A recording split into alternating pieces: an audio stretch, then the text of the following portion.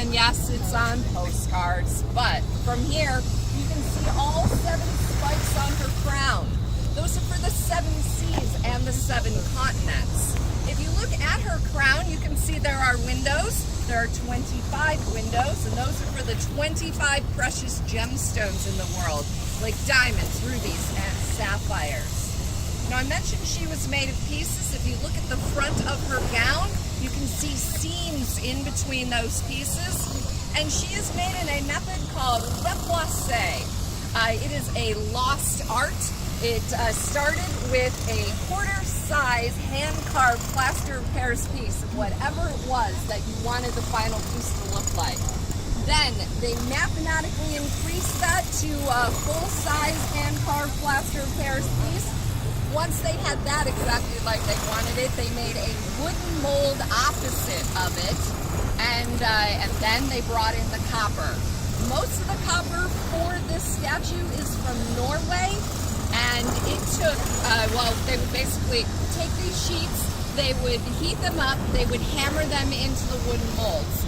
They used about 100 different tools to get all of that amazing detail. Like, look at the sleeve that's holding that tablet. Barely looks like it is, like it's metal. And during the spring, we actually have a peregrine falcon couple that nest in that sleeve. And when they have their baby, the dad stands on the shoulder. It's adorable. And then they proceed to, shove all of these pearls on the island. It's pretty gross. And then if you look all the way to the top, check out that beautiful torch she has.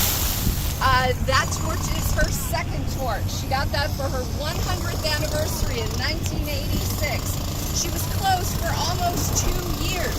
They changed out her entire infrastructure from iron to stainless steel.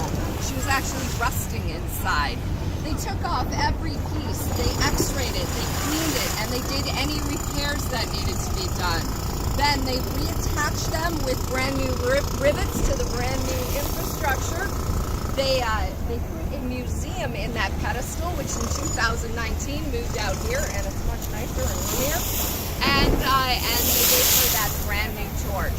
That torch, they went back to the drawings of the sculptor Frederic Auguste Bartholdi. They molded it in copper and they covered it in 24 karat gold leaf.